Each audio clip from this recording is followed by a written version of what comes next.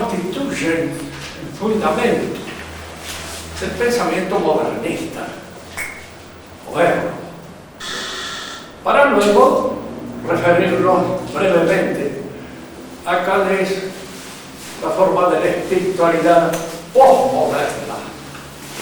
Y tanto da que hablar, de preguntas. De cierto modo, el modernismo explica el postmodernismo. Y diríamos que el postmodernismo es la consecuencia inevitable del modernismo. Al decir la consecuencia inevitable, queremos decir que los principios modernistas son negados por el postmodernismo. Es decir, no son tomados más en cuenta.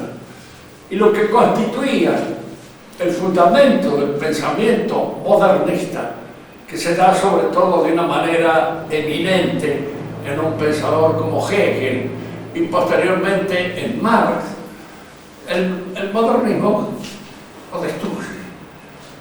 Se cae en una especie de escepticismo o de incredulidad fundamental. Uno de los expositores más congruentes de la posición postmodernista ha sido Jean-Paul Sartre. Digamos que nunca sabemos por qué se adhirió al Partido Comunista, pero yo creo que más que nada es una de sus formas de plantear su escepticismo. Me adhiero al partido en cierto modo porque vivo en un mundo burgués, vivo de ese mundo burgués, gano dinero vendiéndole a los burgueses todas las malas palabras que se me pueden ocurrir contra ellos, y al mismo tiempo formo parte de un movimiento que si yo tuviera que vivir en la Unión Soviética no ganaría un centavo y ya hace rato me hubieran echado patadas de todas partes donde me encontraba. Pero esa es una de las formas muy típicas de esta mentalidad, de la cual él es un representante egregio, casi hasta el fin de sus días. Acabó con una arteriosclerosis espantosa que lo tuvo reducido casi a una especie de muñón. Pero, en fin, esas son cosas en las que podemos terminar cualquiera. Y no es lactancia, es un de mortibus persecutor, el que de alguna manera podría encontrar un cierto regocijo en la muerte de este pobre tirano. Decimos nosotros que los principios fundamentales del modernismo son el inmanentismo, el evolucionismo, el historicismo, el progresismo y el democratismo. Todos estos están íntimamente entrelazados. El inmanentismo tiene sus antecedentes en el mundo tradicional cristiano, es San Agustín.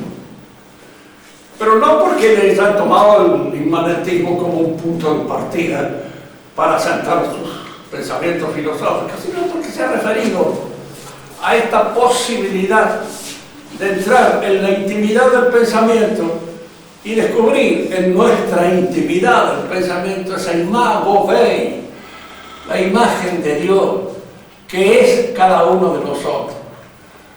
Dice San Agustín en latín, pero fácil de traducir para cualquiera que más o menos entiende el castellano. Ascendere a Deum es intra de se ipsum, habitat tecum. Si ascender a Dios es entrar dentro de uno mismo, habitarse uno mismo. Y de alguna manera, acá, en esta intimidad de nuestros pensamientos, descubrimos la imagen. Pero San Agustín sabe que nosotros somos una imagen de Dios. Y una imagen, cualquiera que sabe lo que es una imagen, la imagen nuestra que se refleja en una laguna, si no tenemos un espejo mejor, puede servir para más o menos darnos cuenta de cómo están pasando los años y de cómo eso se va notando en toda nuestra fisonomía y en nuestro modo de ser. Pero al mismo tiempo nosotros nos damos cuenta de que no es metiéndonos en la laguna como vamos a descubrir algo más a la imagen, porque en la laguna no hay nada más que agua, barro, charco.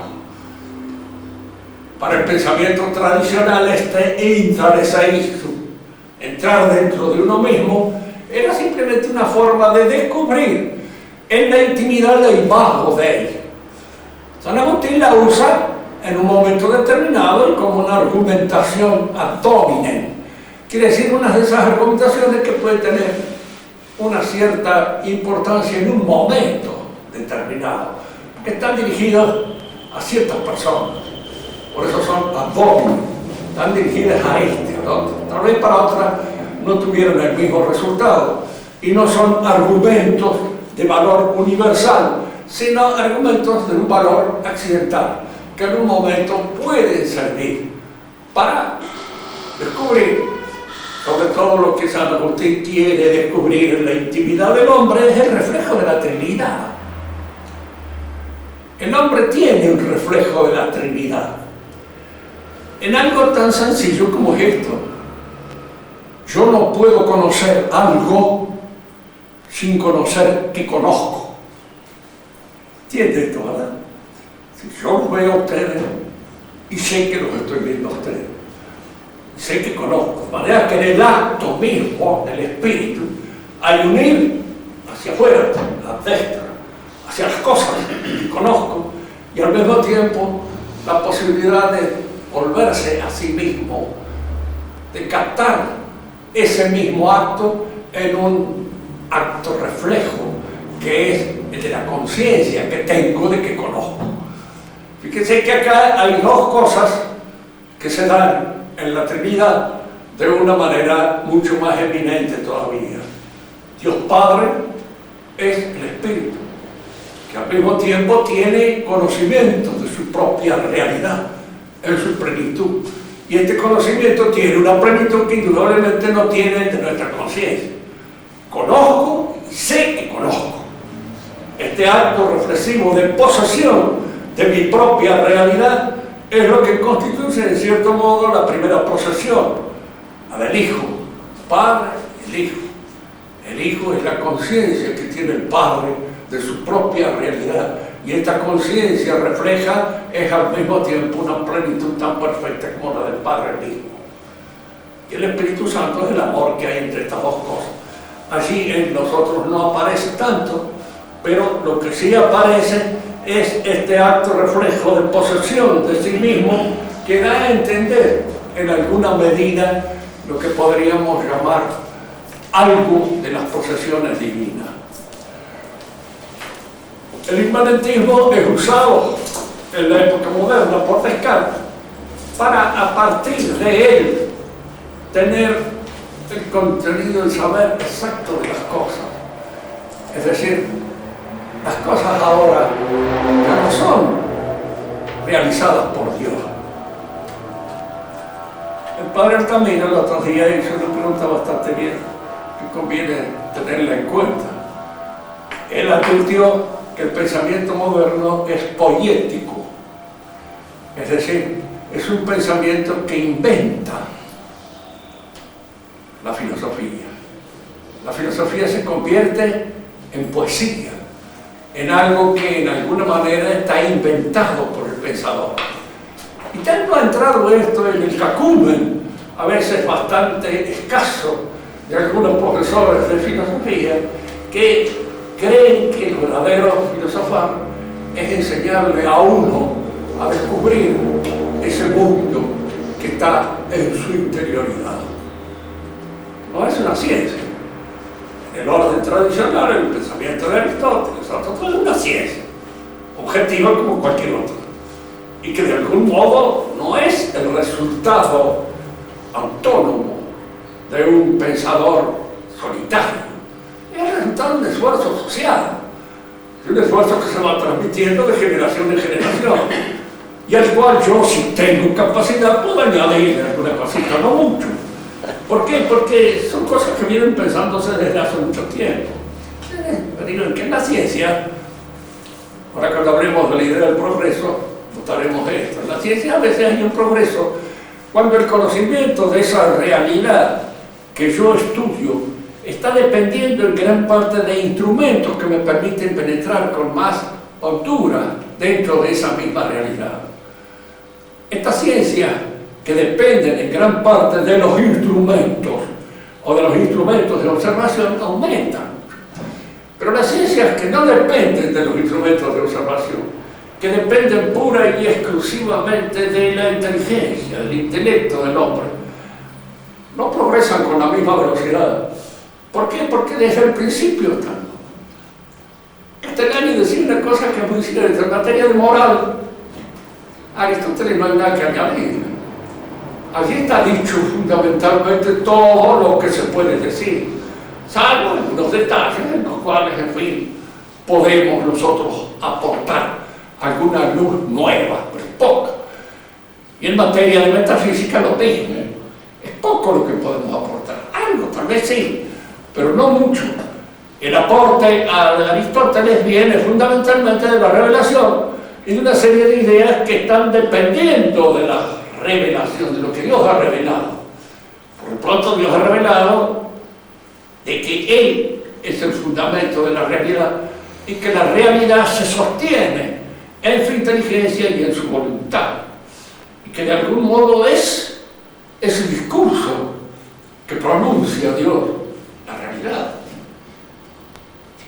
Para hacerlo más claro y menos confuso. Para Galileo, la realidad era un aparato. Era un mecanismo. Y fíjense que con posterioridad de él, el que llegó, en cierto modo, a ubicar las líneas fundamentales de este mecanismo, a explicarlo de una manera más clara y coherente, fue Newton. El mecanismo de la realidad. Y fíjense que sus continuadores, posteriores de él, cuando hablan de Dios, hablan del gran mecánico, hablan del gran relojero, hablan del sumo arquitecto. Son cosas que se expanden sobre todo entre esas sociedades de pensamiento que se llama la masonería. Y de alguna manera están allí. Este deísmo, Dios inventó el aparato. Indudablemente, el pensamiento moderno ha destruido el aparato de Newton. Esto ya no es el universo que está explicado tan fácilmente por leyes mecánicas. Una serie de descubrimientos nuevos han permitido establecer que esas leyes mecánicas no se dan. Tanto que uno le preguntara a un cosmógrafo moderno ¿por qué la Tierra da vuelta hacia alrededor del eje? ¿Y por qué hay esa vuelta de circunvalación en torno al Sol? Así salió de la explosión. Y está dando vueltas, ahora saben cuánto tiempo. El Big Bang y la explosión. Entonces esto está dando vueltas así porque no puedo hacerlo de otra manera. Y es la única manera en que esto se explica. Pero no es porque esto esté determinado por algún mecanicismo absoluto y total. No, esto es así. Porque la explosión surgió así. En una explosión van dando vueltas los pedazos. ¿Hasta qué punto esto puede llegar?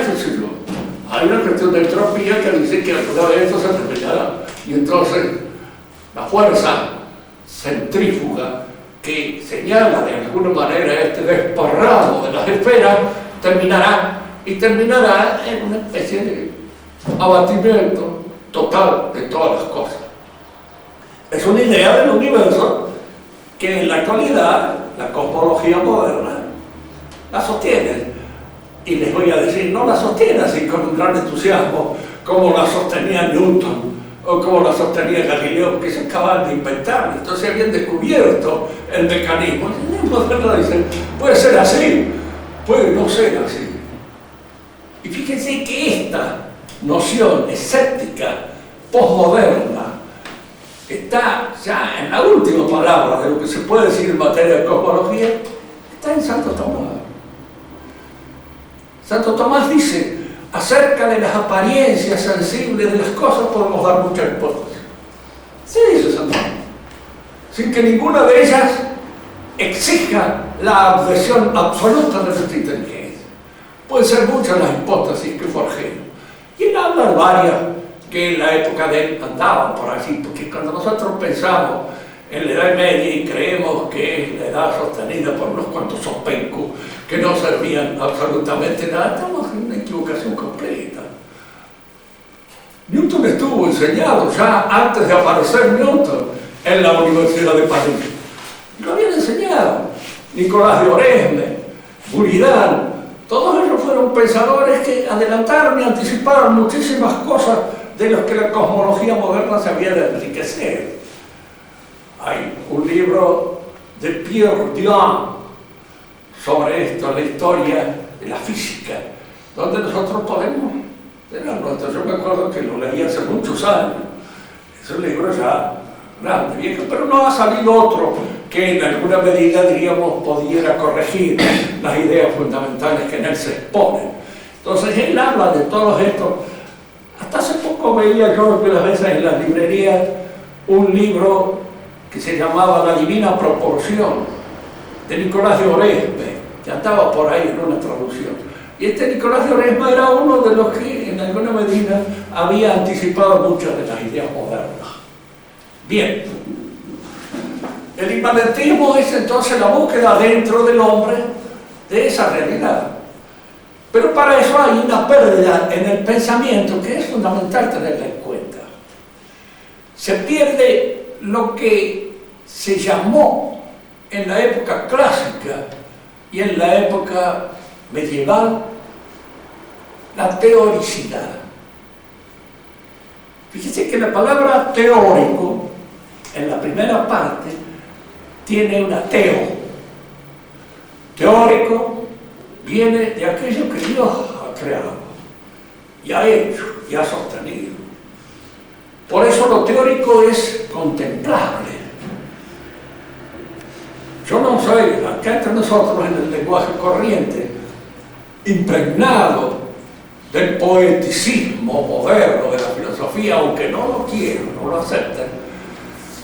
Uno dice que es muy teórico, como diciendo, sí, es contemplativo, profesor. Lo teórico no depende de que yo me ponga en una posición contemplativa o no. Una cosa es teórica en su constitución misma, cualquiera sea la posición que yo adopte frente a ella. Por ejemplo, el dinamismo por el cual se explica la fisiología de nuestro cuerpo es teoría, porque eso está dado en la naturaleza. Ese dinamismo yo no lo invento, yo no lo hago.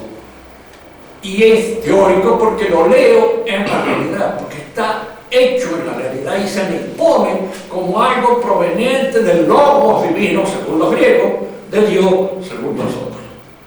Que para los griegos había un logos divino, si uno examina bien el pensamiento de Platón, se da cuenta de que en el pensamiento de Platón está tomando la idea de que hay logos en función del cual las cosas han sido hechas.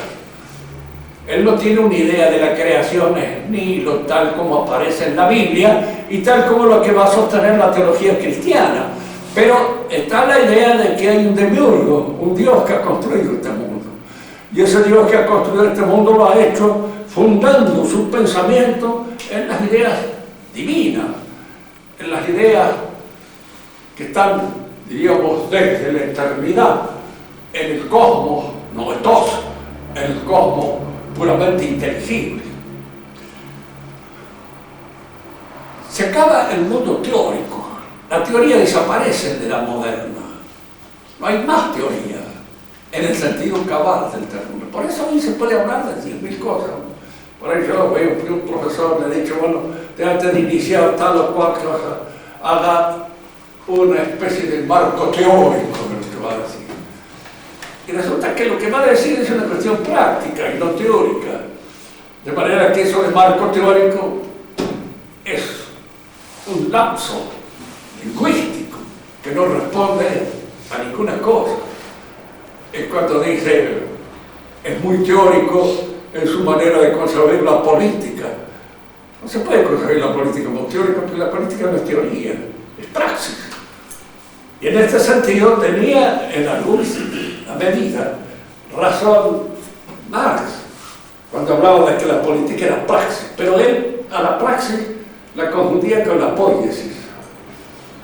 Yo les expliqué ya en otra oportunidad que no lo hacía porque ignoraba el griego, sabía mucho más griego que yo, pero lo que sí ignoraba un poco era el pensamiento aristotélico tradicional, en donde estos términos han adquirido la precisión que corresponde a su uso etimológico.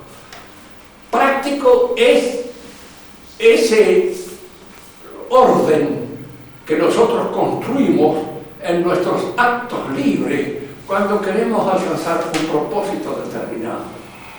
Entonces, establecemos un orden. Me levanto temprano, voy a hacer tal cosa. Fíjense que ese orden está fundado generalmente en las virtudes.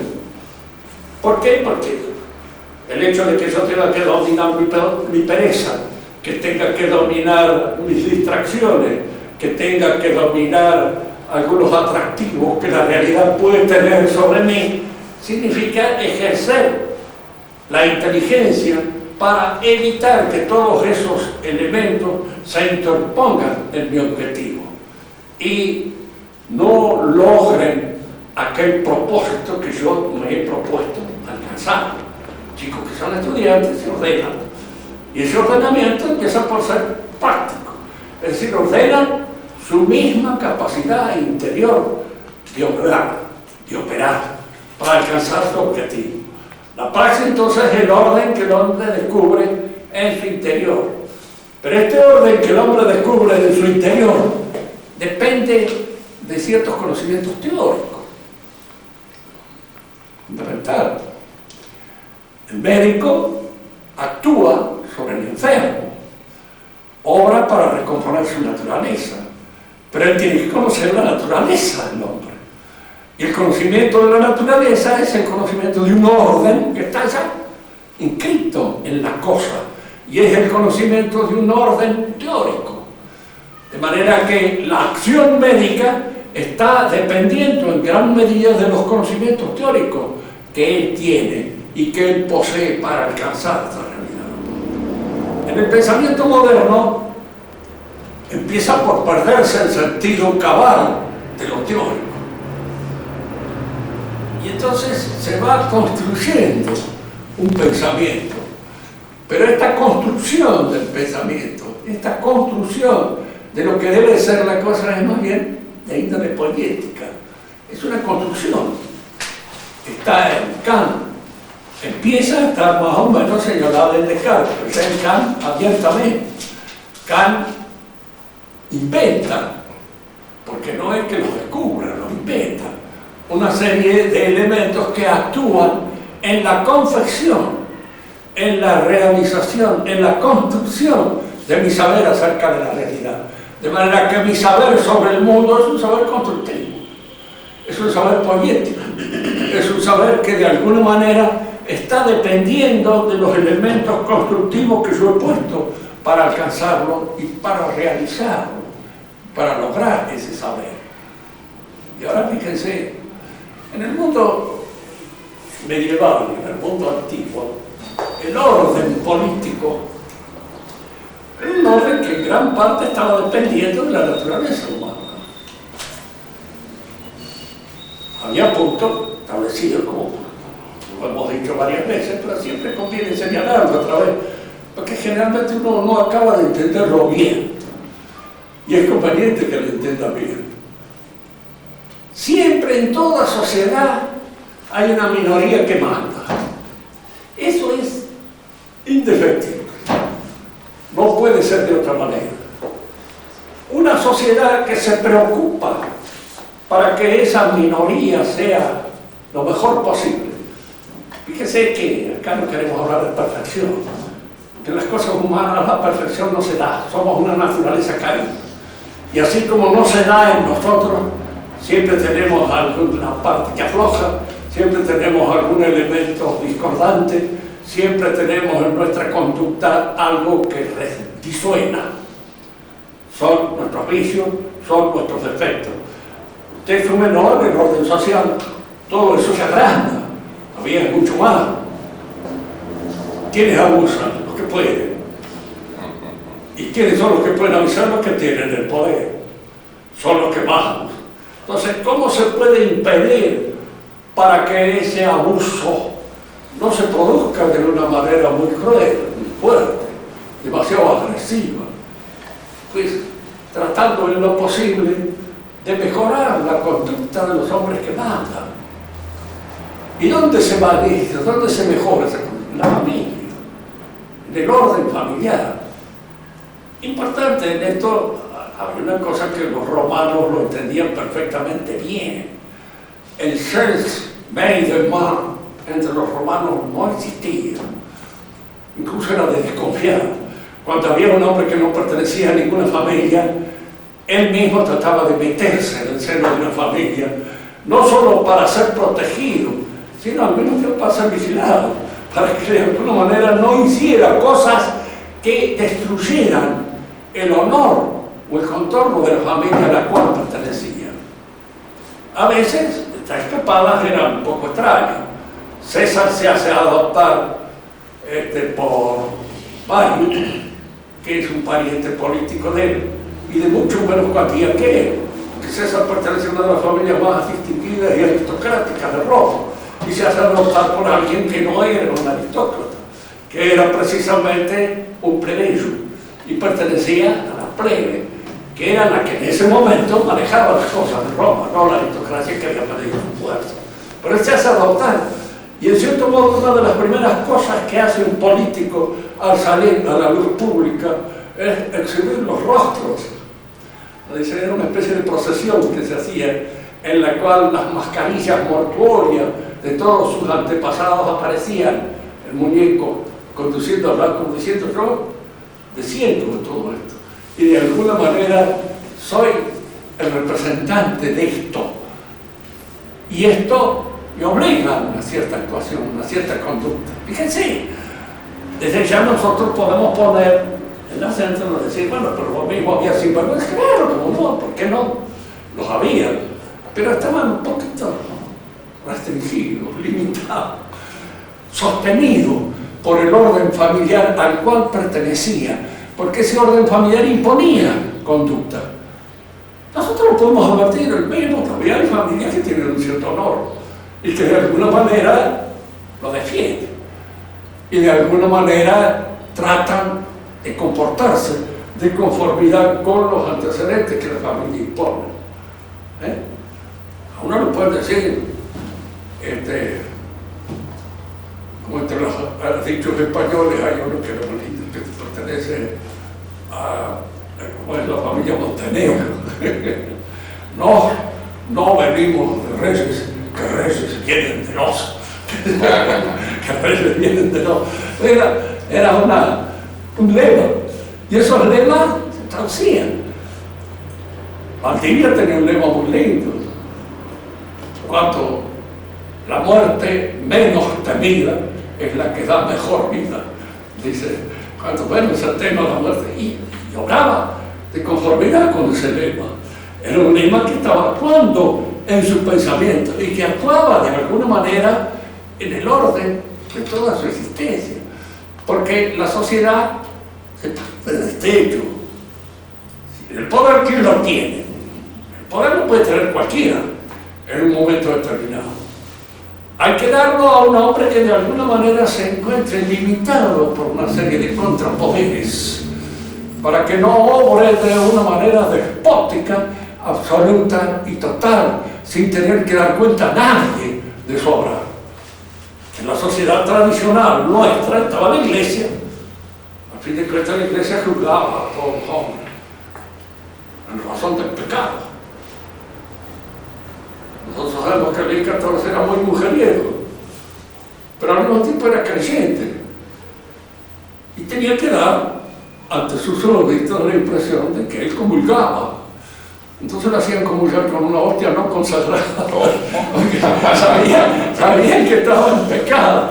Pero ese saber que se está en pecado no es lo mismo de aquel que le importa un pito, no sabe ni lo que es el pecado, ni tiene nada absolutamente entre nadie de quien deponer. Todo el mundo sabía eso, porque en una sociedad como la sociedad francesa, en donde la cuestión así de la galantería es una cosa que está todo el mundo atento a ver qué pasa, qué no pasa, ¿no? Y la alcoba del rey es probablemente una de las más vigiladas de todas las alcobas del reino, porque es de ahí donde nacen un montón de carreterías y de cosas.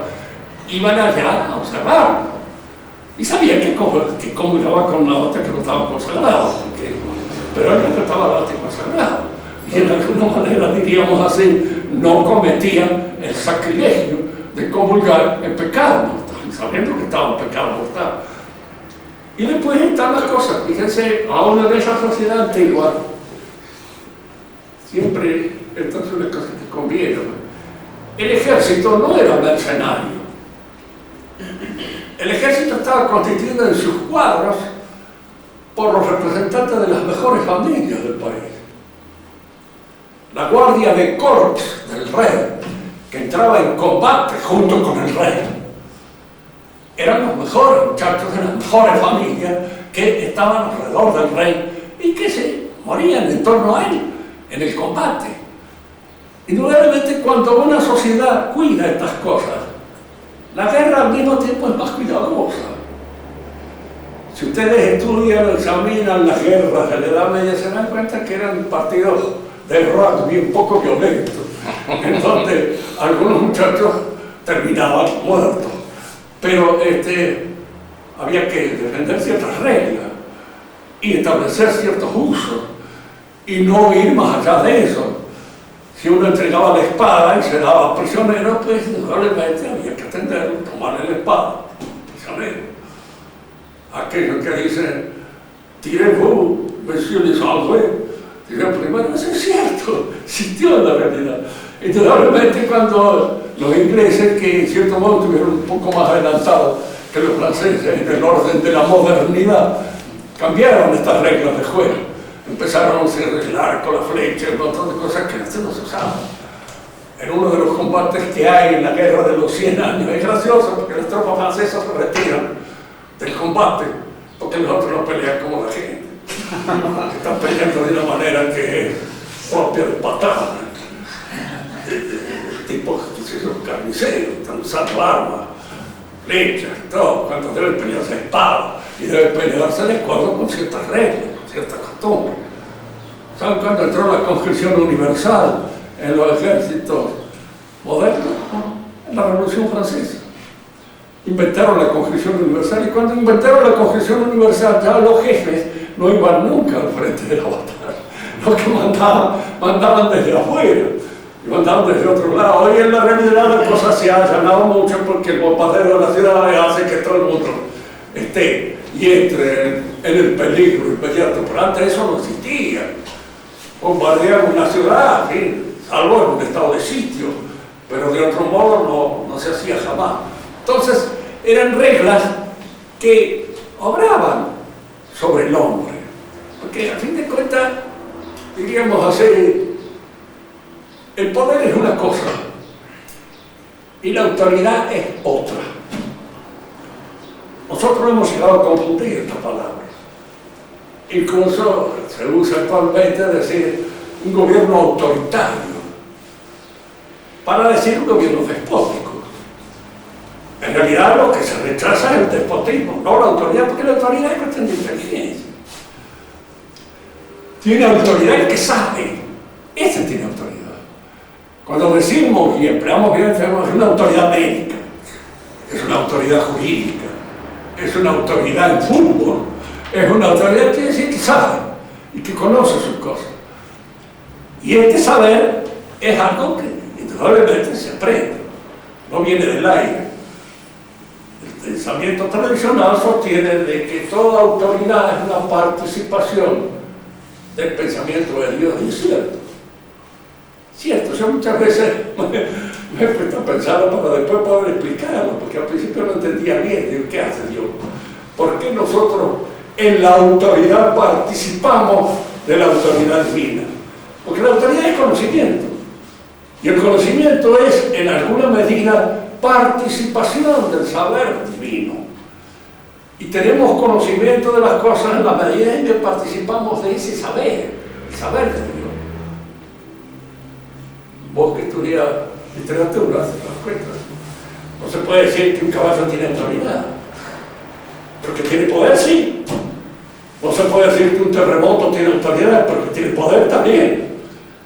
Una bomba también tiene poder, no tiene autoridad. Porque la autoridad siempre, en buen castellano, significa conocimiento, inteligencia, saber en torno a lo que hay que hacer. Un gobierno tiene autoridad cuando conoce lo que hay que hacer y lo que se debe hacer. Y cuando no sabe, indudablemente estamos con de la Rúa. Es decir, es algo que no se sabe ni para dónde puede agarrar, porque no sabe de dónde tiene las manos. Y comienza por ignorar todo lo que tendría que hacer desde el punto en que él se coloca y desde el poder que él maneja. Cuando nosotros decimos, fíjese que a veces acá viene un sofisma que es muy común. El poder lo tiene el pueblo. En una cierta medida sí. ¿Por qué? Porque todo el poder de una sociedad está repartido en todos los miembros de esa sociedad. Pero es indudable que la autoridad no la tiene todo el mundo. La autoridad la tienen los que saben y los que conocen las cosas que hay que hacer. Y esto indudablemente no es una cosa que la otorguen los que no saben. ¿Se sabe o no se sabe? Y el saber es algo que uno tiene y posee en función de la educación que ha recibido. En estas sociedades tradicionales, a uno se le educaba para mandar. Algo se obtenía. Fíjense, el rey era educado por los mejores pensadores de un reino. Él podía ser un infeliz, y a veces sucedía. Y entonces la corrección de dónde venía, del consejo de regencia, de la gente que estaba en torno a él, que era lo que en alguna medida trataba de subsanar las deficiencias que podía haber en el intelecto real. Luis XVI no es el gordo panzón obeso y medio cornudo que nos presenta así la tradición. No es ninguna de esas cosas. Es un tipo inteligente. Le faltó fuerza, le faltó vigor, le faltó autoridad en un momento de la historia de Francia en que no había autoridad. Si ustedes leen la Revolución Francesa se dan cuenta que es un bodrio. Que allí no son estos movimientos que elige tal objetivo, no. Es un bodrio en el cual cada uno hace lo que puede y lo que se le da la gana, y generalmente hace mal, ¿no? Hasta que encuentran el jefe. Fue Napoleón, pero no lo encontraron. Al principio lo eligieron porque creyeron que era un zanahoria, ¿sí? Y así, porque había todos tres hechos. Estaba enamorado de una loca conocida allí en todo París, que era Josefina de Beauharnais, y que era querida del director de la política en Francia, que era el vizconde de Marat. Era amante de él. Y él la manejaba y manejaba su encanto. Y se había dado cuenta de que este general, que era un muchachón, al cual ella le llamaba así en broma de Chat Botté, el gato con botas, porque era un peticito platillo, y con las botas altas parecía un gato con botas. Bueno, es decir, para Barras era la papita para el loro, porque que era un zanahoria, enamorado de una loca que él manejaba, a gusto de él. Yo hago lo que quiera con ella. Entonces yo cuenta que no. Era zanahoria en ciertos lugares de su preferencia, porque eran preferencias de soldados que habían tenido la mala costumbre de andar con loca desde muy joven, y esa mala costumbre se le había impuesto. Pero una vez que estuvo en el poder, lo designó, Barras lo hizo designar primer cónsul de Francia, con un cargo honorífico. Sabía para no tenía ningún poder. Se lo leyó. No, acá el que manda soy yo. Y yo ahora tengo los soldados y tengo todos, de manera que acá mando yo. Y yo soy el que impongo mis cosas. Las mujeres podían ser medio sonso, pero en el gobierno no. Y de sonso no tenía absolutamente un pelo. Y fue él que ordenó la Revolución Francesa. Cuando uno examina todas las cosas, yo muchas veces me puse a estudiar sobre la Revolución Francesa para escribir un libro sobre ella que lo tengo por ahí. Y por ahí decían Ortega y Gasset, en un momento determinado hablaba de la personalidad de Danton como si fuera. A Danton le quedó todo grande, no hizo nada, era bocón, corajudo, y tenía esa gran virtud, era valiente. Era un tipo valiente que respetaba lo que siempre se hace querer porque se hace mal. Era valiente de una manera a veces temeraria, muere con un valor tremendo.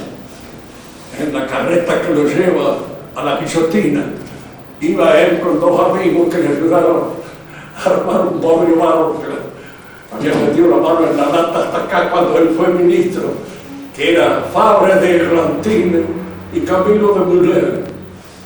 Fabre de Glantine era un poeta y es el que escribió todo el calendario revolucionario, lo hizo él. Entonces decía en la carreta, je les aimais l'air de vivo.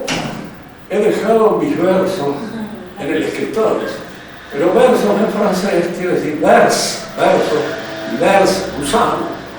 Entonces le dice Danton, demain tú serás de ver jusqu'à la tête. Mañana tendrás gusano hasta la cabeza. No te preocupas por los versos, cuando ya casi acabado toda esa cosa. Es decir, un tipo que es capaz de hacer ese chiste es un tipo valiente y no es un infeliz cualquiera, lo era. Pero ahora de ahí hacerlo político es distinto, porque el político es el hombre que da con la clave para manejar los asuntos públicos en un momento determinado y darles un orden, una coherencia. Eso lo quiso Napoleón. Antes de él ninguno. El mismo Robespierre era un tipo que estuvo 2 años en el poder, en 2 años se malquistó a todo el mundo, y cuando se malquistó a todo el mundo se hizo tantos enemigos como no pudo sostener, lo liquidaron a él. Entonces acabó con la cabeza en la guillotina también, por inutilidad en manejar la situación pública en la cual se encontraba. Digamos entonces que en el nuevo criterio, cuando ya se ha perdido de vista lo teórico, se ha perdido de vista, diríamos así, la coherencia natural de las cosas. Entonces empiezan a actuar una serie de criterios que ya no responden a exigencias de tipo natural. Ya no se organiza la sociedad para que manden los que están preparados para mandar. Al rey no se lo prepara para matar. El presidente es elegido, en fin, entre los otros queda decir, tú eres muy pícaro, diablo, se la sabe todo. Entonces va a ser un buen presidente. Por él sucede que más o menos hay algunos que es bastante vivo. Yo el único más piola que encontré de todos los presidentes que he conocido fue Perón. Era al mismo tiempo que un hombre pícaro, vivo, un irresponsable de primera, sobre todo desde el punto de vista espiritual, cualquier cosa. No le pudieran responsabilidad de nada, que era cualquier cosa. En la propaganda era de tal modo absurda, aduladora y baja, que a todos los hombres de cierta calidad les abajo. Pero qué grandes hombres, el coronel Macuale, como ponerse la risa, porque era así. Entonces, un hombre de calidad, esas cosas serían no las trae. Y el resultado es indudablemente. Además, cuando uno se mete con una muchacha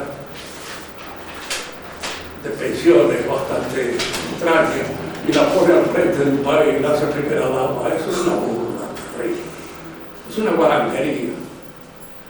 Fíjese que esta palabra, guarango, es una palabra que se usa en la Argentina, en Chile y en el Uruguay. Pero en la Argentina es donde tiene su asociación más completa y acabada. Guarango es el hombre que se lleva por delante, diríamos así, las reglas del buen vivir. Se ríe. Guarango es que cuando pasa una chica o una risa nos toca. Es guarango, una guarangada. Una guarangada es eso, meter a una mujer. Uno podría decir, bueno, nuestro Señor no hizo una cosa muy parecida cuando permitió que la Magdalena le lavara los pies en la casa de este hombre que los había invitado y que era un señor, que los había invitado a ir y dejó entrar a esta mujer. Pero nuestro Señor era nuestro Señor. En él no había, diríamos así, esas cosas que puede haber en nosotros. Si lo hubiera hecho yo, hubiera hecho una guaranguería completa y total, porque era un acto de guardería. Es que por Dios son las cosas que ponen a nuestro Señor en esa situación un poco independiente de todo juicio salir de nosotros. Porque él también puede decirle a la mujer que engañó a su marido, está el marido así a los gritos, penado en casa, que la maten, que la peguen, y él le puede decir, yo perdono tus pecados, y que se encuentre libre de pecados. Para decir eso, hay que ser Dios. Porque el que yo lo dijera, lo único que haría es un garrotazo al marido en el medio de la cabeza, porque te quiso vos para perdonar los pecados contra mí, y no contra vos. Estamos entonces en ese caso. La sociedad es una sociedad que debe responder a exigencias de tipo natural, a una fisis. Esto es lo que sostenía de una manera egregia Jacques Borras. Fue el último gran pensador en materia política que ha tenido Europa, y es el que más acabadamente ha hecho la crítica del mundo moderno.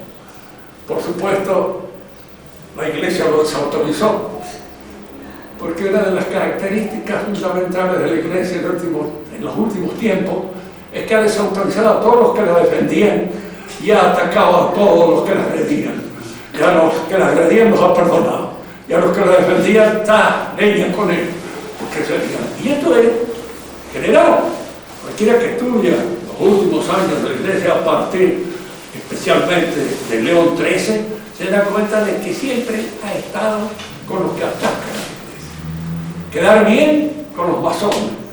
Y entonces, de alguna manera, terminar con aquellos que los critican, con aquellos que de alguna manera están en contra de ellos.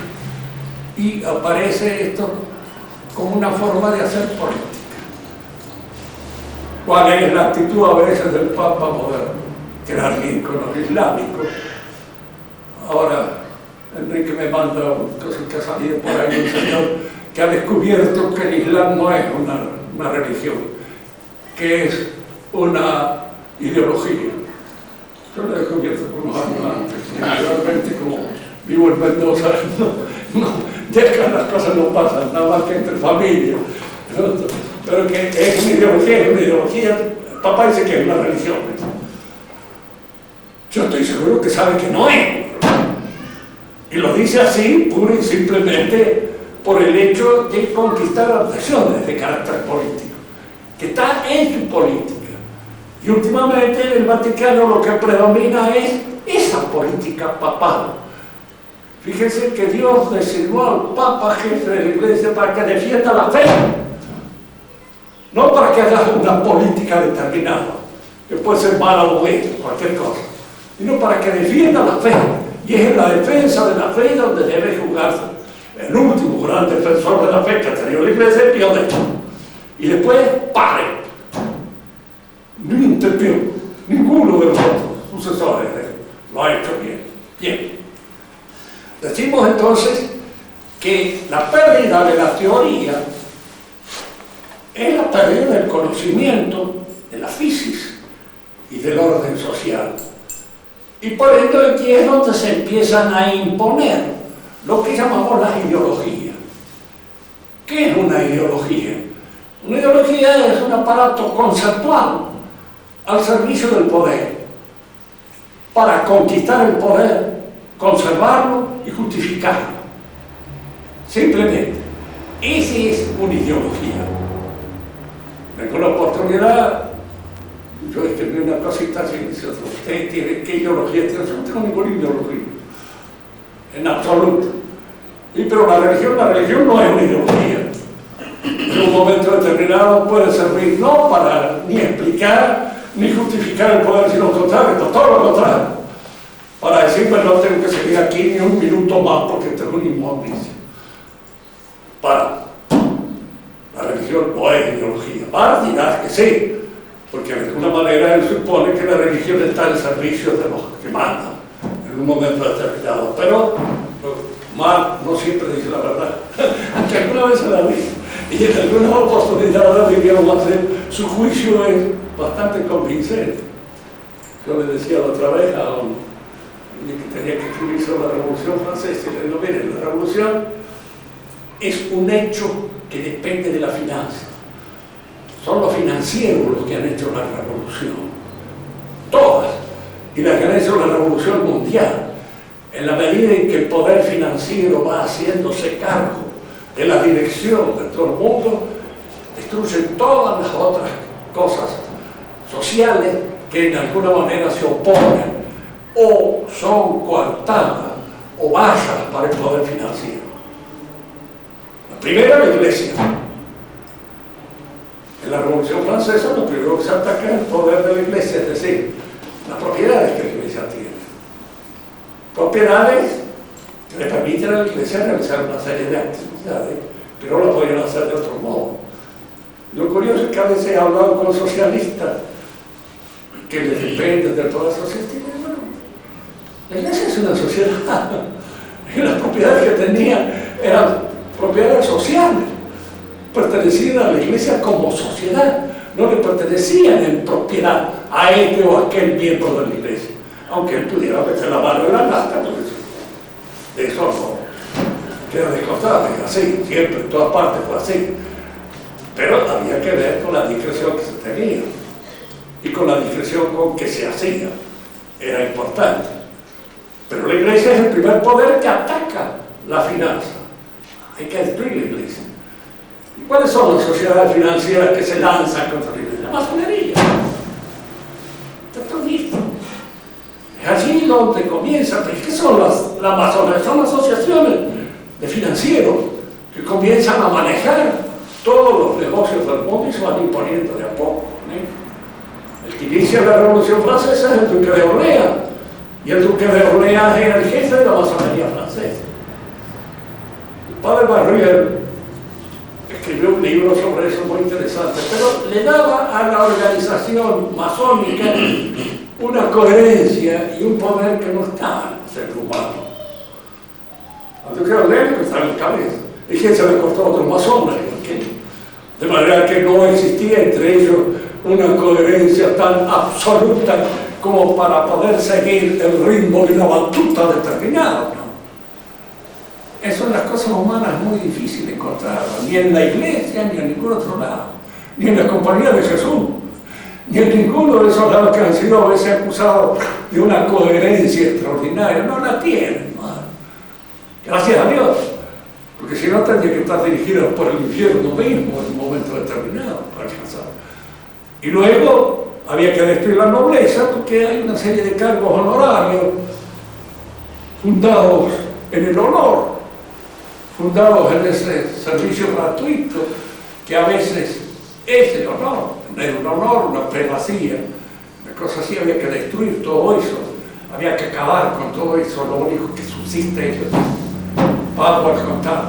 Esta cosa más la vio perfectamente bien la Revolución Francesa, la vio bien y la sostuvo.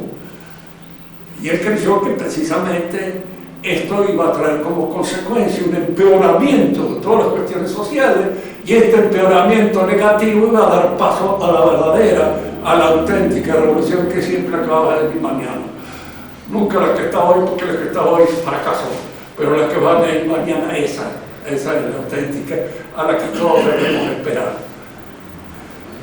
La revolución es una cuestión de la final, y hoy nosotros lo estamos sintiendo perfectamente bien en carne propia, porque todo este bodrio que nosotros estamos viviendo, un bodrio provocado por los banqueros, por las finanzas internacionales y por sus comisionistas que existen más o menos aquí en la Argentina.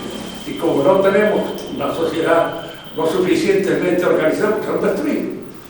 Menem acabó por deshacer el ejército, que era lo último por ahí, con lo cual uno podía contar en un momento determinado y hasta cierto punto, con muchos límites, porque evidentemente de dónde salen los soldados, de cualquier parte, de cualquier lugar, no sé yo de dónde vienen, puede ser de las partes más inferiores, incluso de la sociedad. Antes se elegía, no se podía ser oficial si no se era alguien, y de alguna manera no se era de una familia con una representación determinada dentro del orden social. Me dirá, privilegio, usted está contra el privilegio, es un derecho, y es al mismo tiempo un honor, y al mismo tiempo supone una serie de obligaciones que están allí, determinadas por el privilegio. Un noble no puede ser cobarde, Y si lo era, quedaba deshonrado en su casa para todo el resto de sus días y se portaba cobardemente en un momento determinado. En la clase que viene vamos a terminar de hacer el análisis de este modernismo para después señalar muy rápidamente y sumariamente a través de lo que yo he logrado leer de Jean-Paul Sartre, que a mí me parece que es por antonomasia el representante del pensamiento postmoderno. ¿Qué no? Y nada, cuando él habla y dice el hombre en realidad no tiene esencia, porque si tuviera esencia o naturaleza, habría un Dios que la crea. Fíjense que está muy bien hecho la autonomía. Como no tiene esencia, ¿qué es? Es lo que él proyecta ser, lo que quiere ser, y en su proyecto realiza su esencia. Claro, esta es una afirmación que hacía a prima facie y convence a muchos anónimos. Y que uno cree en primer momento que es una cosa así muy inteligente. Yo soy lo que quiero ser. No, yo sé lo que quiero ser. En primer lugar, soy argentino, me guste o no me guste. Soy, pertenezco a esa tierra. Hablo español. Es una cosa que me impusieron desde la cuna. No me preguntaron si me prefería el inglés o el francés.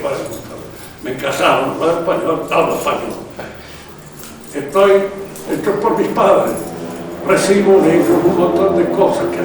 Es decir, en mi proyecto entran tantas cosas que yo no he hecho y que de alguna manera las he recibido de arriba, que nunca existe un proyecto que es de fabricación absolutamente mía. La otra pregunta que había que hacerle, ese proyecto que usted realiza, ¿es un proyecto razonable? ¿Puede ser entendido? Porque si es razonable, ahí se le metió una esencia, la razón. ¿Puedo realizarlo yo con mi voluntad? Ahí se le metió otra esencia. Si resulta que para hacer un verdadero proyecto tendría que ser ininteligible para todos los demás y al mismo tiempo irrealizable, para que no haya absolutamente ninguna función natural que actúe en la edificación y realización del proyecto. Es decir, nosotros en un pensamiento igual de Jean-Paul Sartre nos encontramos con el absurdo. Y como dijo una vez Tibón, lo repito yo ahora, entre el absurdo y el misterio, me quedo con el misterio. Que el absurdo.